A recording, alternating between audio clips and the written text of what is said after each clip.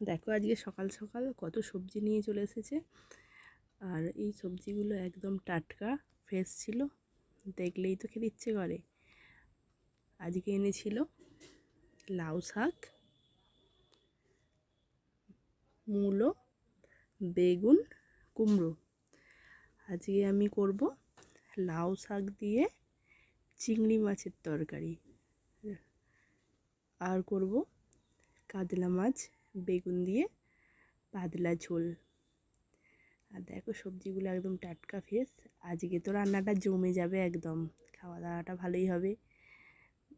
আর আমার ভিডিও যদি দেখে ভালো লাগে, লাইক কমেন্ট শেয়ার আর সাবস্ক্রাইব করতে তো একদম ভুলো না।